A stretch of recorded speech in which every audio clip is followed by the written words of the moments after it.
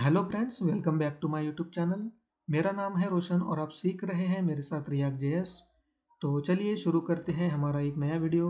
Basically आज के video में हम रिएक्ट का एक थर्ड हुक देखने वाले हैं जिसका नाम है यूज़ कॉन्टेक्स्ट हुक।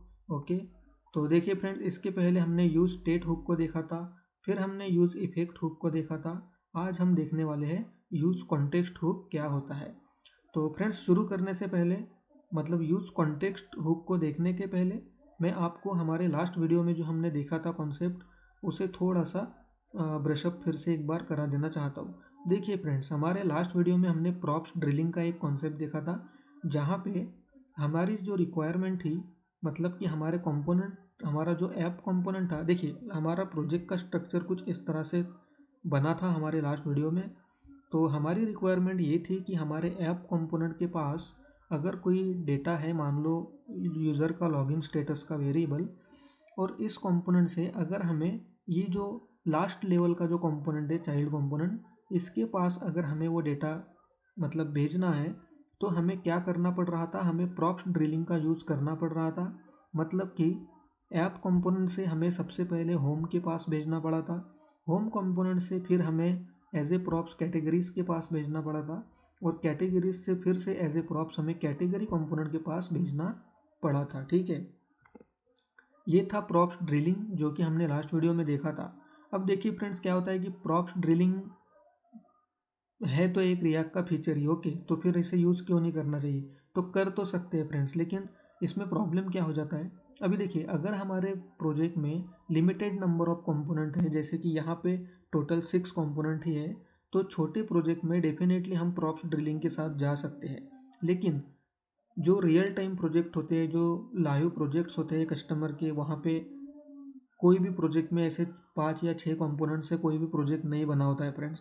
बहुत ज़्यादा नंबर ऑफ कंपोनेंट्स होते हैं, और कितनी भी लेवल्स हो सकती है, एक लेवल पे कितने भी कंपोनेंट्स हो सकते हैं। ओके, तो फ्रेंड्स, उस केस में, उस प्रोजेक्ट में अगर हम प्रॉप्स ड्रिलिंग के साथ जाते हैं, तो आप इमेजिन कर सकते हो कि कितना डिफ़िकल्ट ये हो जाता है, मतलब होने वाला है मेंटेन करने के लिए। ओके, तो फिर इसीलिए हमें कोई सेकेंडरी ऐसा ऑप्शन चाहिए कि जिसका यूज़ करके हम प्रॉप्स ड्रिलिंग को टोटली स्किप कर दें, और जो भी डेटा हमारे पेरेंट कंपोनेंट के पास में हो, उसे हम सीधा सीधा हमारे किसी भी चाइल्ड कंपोनेंट के पास भेज सके। ऐसा कुछ टेक्निक हमें चाहिए। ओके, तो यही वाला टेक्निक रिएक्ट जेएस में अवेलेबल है फ्रेंड्स, और उस टेक्निक को, उस रिक्वायरमेंट को पूरा करने के लिए हमारा थर्ड हुक होता है, जिसे हम देख रहे हैं, जिसका नाम है यूज़ कॉन्टेक्स्ट हुक।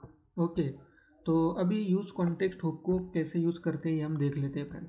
देखिए, यूज़ कॉन्टेक्स्ट हुक को यूज़ करने के लिए नॉर्मल फ्लो ये होता है कि एक तो हमें कॉन्टेक्स्ट को क्रिएट करना होता है हमारे पेरेंट कंपोनेंट में। ओके, जहाँ पे हमारा डेटा है, जहाँ पे हमारा डेटा है, मतलब कि हमारे एप्लीकेशन में ये डेटा है लॉगिन स्टेटस, इसे हम भेजना चाहते हैं हमारे किसी भी चाइल्ड कंपोनेंट के पास। तो हमारा ऐसा पेरेंट कंपोनेंट जहाँ पे वो डेटा अवेलेबल हो, उस कंपोनेंट में हमें सबसे पहले क्या करना होता है फ्रेंड्स, हमें कॉन्टेक्स्ट को क्रिएट करना होता है। ओके, तो ये होती है फर्स्ट स्टेप। तो फिर कॉन्टेक्स्ट को क्रिएट किस तरह से किया जाए, तो कॉन्टेक्स्ट को क्रिएट करने के लिए हमें कुछ नहीं करना पड़ता है। हमें यहाँ पे सबसे पहले तो क्रिएट कॉन्टेक्स्ट फंक्शन को कुछ इस तरह से इंपोर्ट करना होता है। एक फंक्शन है हमारे पास, जैसे हमारे पास यूज स्टेट में भी कुछ फंक्शन था, यूज इफेक्ट में भी फंक्शन था, तो ये क्रिएट कॉन्टेक्स्ट नाम का हमारे पास में एक फंक्शन है रिएक्ट की लाइब्रेरी में अवेलेबल। बेसिकली हमें क्या करना है, हमें एक कॉन्टेक्स्ट यहाँ पे क्रिएट करना है इस फंक्शन का यूज़ करके। तो कुछ इस तरह से हमें एक कॉन्टेक्स्ट बनाना है। अब कॉन्टेक्स्ट को हम कुछ भी नाम दे सकते हैं फ्रेंड्स। अब यहाँ पे सिंप्लिसिटी के लिए मैं माय कॉन्टेक्स्ट सिंपल नाम देता हूँ।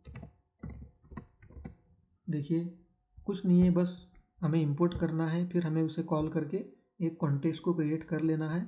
और फिर जैसे ही हम उस कॉन्टेक्स्ट को क्रिएट कर लेते हैं फ्रेंड्स, तो हमें इम्पोर्टेंट स्टेप ये होती है कि हम उसे यहाँ से कुछ इस तरह से एक्सपोर्ट भी कर ले। तो हमें एक्सपोर्ट भी कराना होता है। ठीक है, बस ये होती है हमारी फर्स्ट स्टेप। फिर हमें क्या करना होता है, जो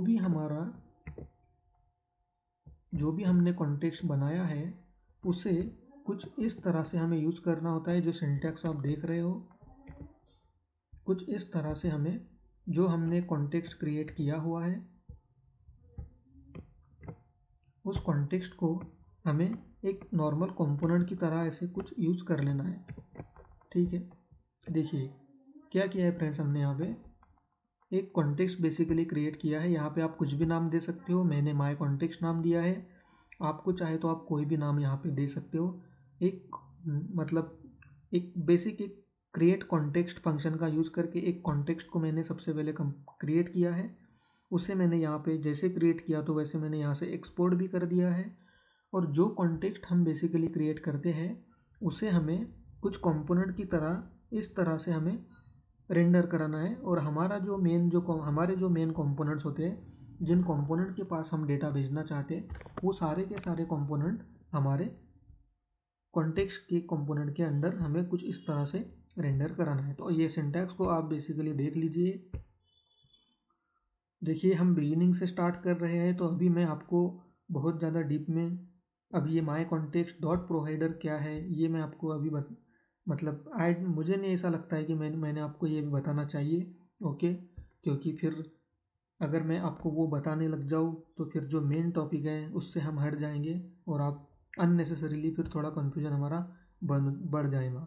तो हमारा इंटेंशन अभी यही होना चाहिए कि यूज़ कॉन्टेक्स्ट हुक को किस तरह से इम्प्लीमेंट कराना है। तो सबसे पहले कॉन्टेक्स्ट को क्रिएट करना है, फिर उसे यहाँ से एक्सपोर्ट कर देना है। जिस कॉन्टेक्स्ट को हमने क्रिएट किया है उसे हमें कुछ इस तरह से इस सिंटैक्स के साथ ऐसे लिखना है। ओके, और हमारे जो भी कंपोनेंट्स हैं जहाँ पे हम डेटा भेजना चाहते हैं उन सभी कंपोनेंट्स को हमें इस क्रिएट कॉन्टेक्स्ट वाले कंपोनेंट के अंदर हमें कुछ इस तरह से रेंडर करना है। ठीक है, इतना हो जाता है तो हमारा पेरेंट कंपोनेंट में जो कुछ हमने करना था वो हमारी स्टेप कंप्लीट हो जाती है फ्रेंड्स। अब देखिए, अब हमने बेसिकली क्या कर दिया, अब हमने हमारे पेरेंट कंपोनेंट में मतलब कि हमारे ऐप कंपोनेंट में हमने कुछ ऐसा फीचर इनेबल कर दिया है कि अब यहाँ से ये जो डेटा है, जो भी डेटा हम भेजना चाहते हैं, वो डेटा जो कि हमारा ये है, ये हम हमारे जितने भी हमारे कंपोनेंट चाइल्ड कंपोनेंट जो कि ऐप कंपोनेंट से रेंडर हो रहे हैं, मतलब देखिए ऐप से होम रेंडर होता है और फिर होम से कैटेगरीज, तो जितने भी हमारे कंपोनेंट जो कि चाइल्ड सब चाइल्ड इसी ऐप कंपोनेंट के हैं, तो उन सारे कंपोनेंट तक अब हम वो डेटा इजीली पहुंचा सकते हैं, वहाँ पे डायरेक्टली एक्सेस कर सकते हैं। इस तरह से कुछ हमने यहाँ पे कॉन्फ़िगरेशन कर दिया है। ओके, अब हमें क्या करना है, अब जिस वाले कंपोनेंट में हमें वो डेटा डायरेक्टली यूज़ करना है वहाँ पे चलना है। तो ठीक है, अब मेरी एक्सपेक्टेशन ये, मेरी रिक्वायरमेंट ये है कि मुझे वो डेटा ना तो होम कंपोनेंट में चाहिए, ना तो कैटेगरीज में चाहिए, ना प्रोडक्ट्स में चाहिए। मुझे वो डेटा चाहिए सीधा सीधा लास्ट लेवल के ऊपर, मतलब मेरे कैटेगरी कंपोनेंट में। ओके, तो फिर हमें क्या करना होगा, हमें कैटेगरी कंपोनेंट में आना है। ओके, हमें आना है कैटेगरी कंपोनेंट में और फिर हमें यहाँ पे भी हमें कुछ इंपोर्ट करना है फ्रेंड्स। तो यहाँ पे हमें सबसे पहले क्या इंपोर्ट करना है, जो हमने क्रिएट कॉन्टेक्स्ट किया है, जो कॉन्टेक्स्ट हमने क्रिएट किया है बेसिकली हमारे ऐप कंपोनेंट में जिसका नाम था माय कॉन्टेक्स्ट, उसे देखिए यहाँ पे हमने उसे एक्सपोर्ट कर दिया, यहाँ पे क्रिएट किया। ओके, यहाँ पे क्रिएट किया, यहाँ पे हमने उसे एक्सपोर्ट कर दिया। तो उसी को अब हमें यहाँ पे इंपोर्ट करना है। ठीक है, अब यहाँ पे हम इंपोर्ट कर सके इसीलिए हमने वहाँ से उसे एक्सपोर्ट किया था। ओके, तो इंपोर्ट माय कॉन्टेक्स्ट फ्रॉम, अब ये आप नॉर्मल समझ सकते हो, ये बहुत बार हम कर रहे हैं। तो यहाँ पे ऐप से एक्सपोर्ट किया था तो ऐप से ही इंपोर्ट कर रहे हैं। ओके, और फिर यहाँ पे हमें और एक फंक्शन को यूज़ करना होता है, इंपोर्ट करना होता है, और वो होता है हमारा एक्चुअल में यूज़ कॉन्टेक्स्ट हुक। ठीक है, यूज़ कॉन्टेक्स्ट, अब जिस हुक को बेसिकली हम यहाँ पे यूज़ करने वाले हैं। तो जैसे हमने यूज़ स्टेट को इंपोर्ट किया था, ठीक है, जैसे यूज़ स्टेट को हमने इंपोर्ट किया था, जिस तरह से हमने यूज़ इफेक्ट को इंपोर्ट किया था, बस ठीक उसी तरह से हम इसे भी नॉर्मली इंपोर्ट कर रहे हैं। ओके, यूज़ कॉन्टेक्स्ट हुक को हम बेसिकली हमारे कंपोनेंट में यूज़ कर रहे हैं। अब हमें क्या चाहिए फ्रेंड्स, अब हमारा जो एक्सपेक्टेशन है वो क्या है कि जो डेटा हमारे पेरेंट कंपोनेंट के पास में है, ये वाला डेटा, ये बेसिकली हमें यहाँ पे चाहिए। ठीक है, हमारे कैटेगरी कंपोनेंट में।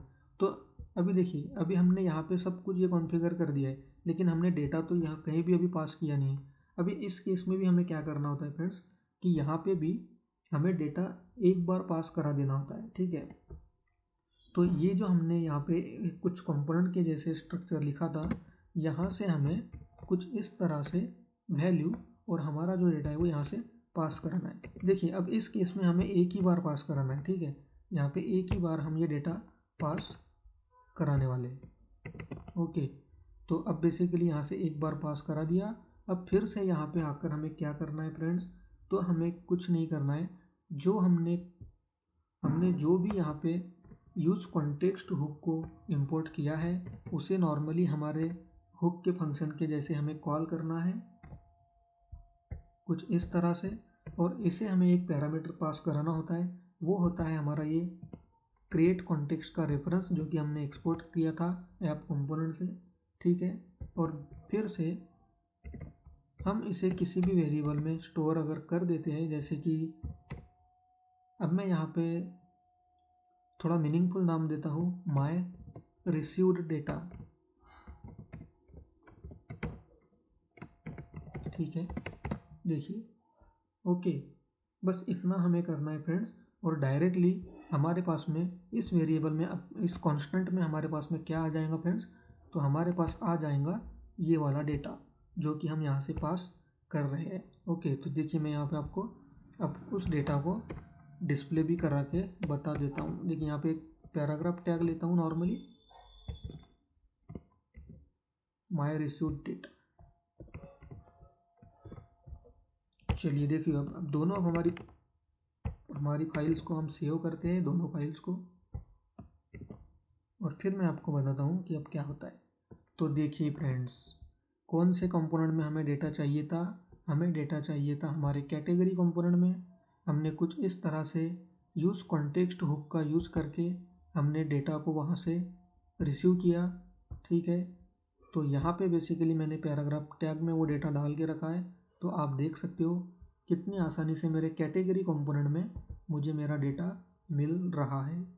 ओके, तो आप देख सकते हो कि मेरा जो कैटेगरी कंपोनेंट है वो है लेवल नंबर 4 पे, और मेरा जो डेटा था लॉगिन का स्टेटस वेरिएबल वो था टॉप लेवल पे, लेवल 0 पे। ओके, अब लेवल 0 से लेवल 1, लेवल 2 और लेवल 3 के ऊपर मुझे डेटा अगर रीच कराना था, तो मुझे होम और कैटेगरीज कंपोनेंट में मुझे कुछ भी करने की ज़रूरत नहीं पड़ी है फ्रेंड्स। आप देख सकते हो, देखिए मेरा होम कंपोनेंट बिल्कुल भी क्लीन है। यहाँ पे मैंने कोई भी डेटा को एज ए प्रॉप्स वगैरह रिसीव भी नहीं किया है और सेंड भी नहीं किया है, ठीक है। फिर कैटेगरीज में भी मैंने कुछ भी नहीं किया है, और डायरेक्टली कैटेगरी में मेरा डेटा मुझे मिल चुका है। तो ये होता है फ्रेंड्स यूज कॉन्टेक्स्ट हुक। कुछ इस तरह से हम प्रॉप्स ड्रिलिंग को बाईपास कर सकते हैं, स्किप कर सकते हैं with the help of use context hook. बहुत ही सिंपल वे में हम पेरेंट का डेटा किसी भी चाइल्ड के पास में डायरेक्टली एक्सेस कर सकते हैं। देखिए, ठीक इसी तरह से अगर मुझे सेम डेटा अब यहाँ पे प्रोडक्ट कंपोनेंट के पास भी अगर चाहिए, तो हमें कुछ नहीं करना होगा, सेम प्रोसेस होगा। प्रोडक्ट कंपोनेंट में आके भी हमें कुछ इस तरह से सबसे पहले इंक्लूड कर लेना है हमारी डिपेंडेंसी फंक्शंस को। ओके, फिर यहाँ पे भी हमें सेम कुछ इस तरह से ही करना है फ्रेंड्स, देखिए। और बस यहाँ पे भी सेम। तो अब क्या होगा, अब हमारा डेटा दोनों कंपोनेंट के पास चला जाएगा। देखिए माय कॉन्टेक्स्ट 2 बार हो गया है शायद, उसके लिए कुछ एरर आ सकता है। हाँ, 2 बार कर दिया था फ्रेंड्स। देखिए, अब कैटेगरी कंपोनेंट के पास में भी हमारा डेटा अवेलेबल हो चुका है, और प्रोडक्ट कंपोनेंट के पास में भी हमारा डेटा आ चुका है। तो कुछ ये होता है friends use context hook. Use context hook का यूज़ करके बेसिकली हम प्रॉप्स ड्रिलिंग से बच सकते हैं। ओके, और अननेसेसरी जो कोड हमें करने की ज़रूरत पड़ती उसे हम बाईपास करते हैं। तो ये होता है use context hook. I hope कि आपको अच्छे से समझ आ गया होगा। तो चलिए अब इस वीडियो को यहाँ पे एंड करते हैं। मिलते हैं हमारे नेक्स्ट वीडियो में एक न्यू टॉपिक के साथ। Till that moment, bye friends.